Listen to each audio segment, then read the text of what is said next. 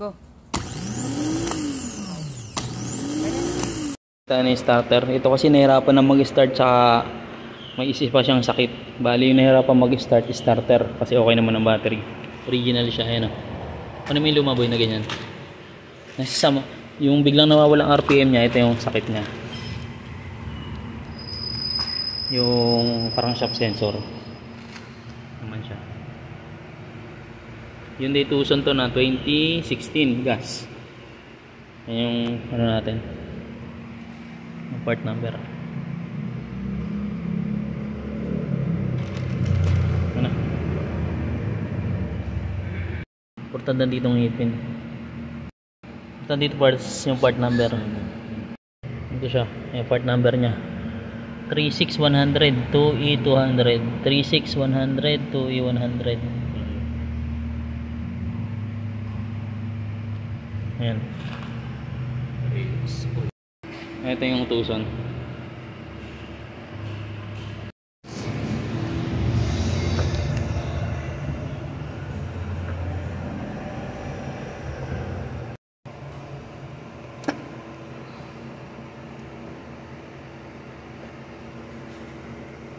So,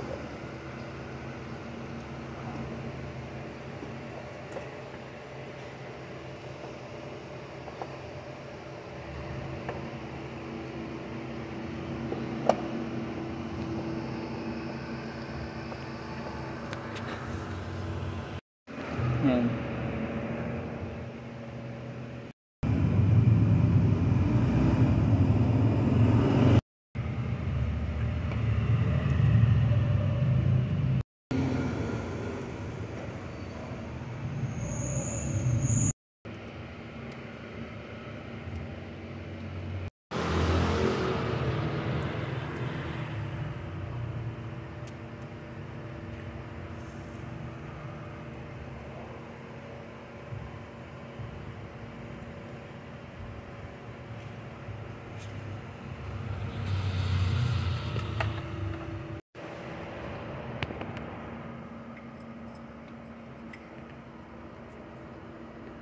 Yan, ito yung connector niya.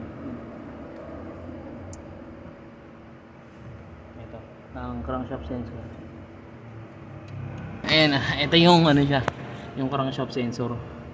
2016 hanggang 2021 na Tucson na gas. Kasi ito yung connector niya. Ayan, dyan lang siya. Ang laging sakit nito kasi, yung crankshaft sensor na to, yung nawawala yung RPM. Tapos biglang mamamatay. Ano, yun yung sakit nito. Tapos wala siyang code, biglang namamatay na lang siya kahit sa Tucson. Yan, ito na yung ano niya, yung parang shop sensor. 2016 hanggang 2021 na Tucson na gas. 2010 hanggang 2015 na Tucson na gas. Same lang to ng sakit. Parang shop sensor. Ito yung connector niya, ito siya.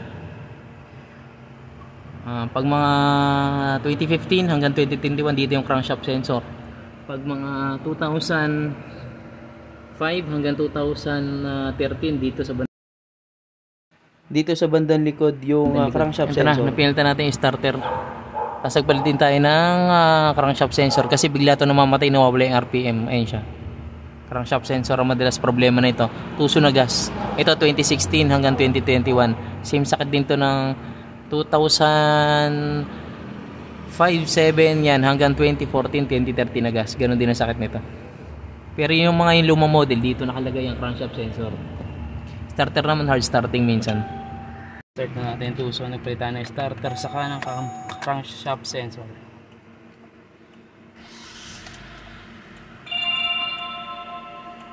Ito kasi nawawala yung RPM pag sira yung crankshaft sensor, biglang babagsak to. Pero natakbo siya. May times din na biglang mamamatay siya.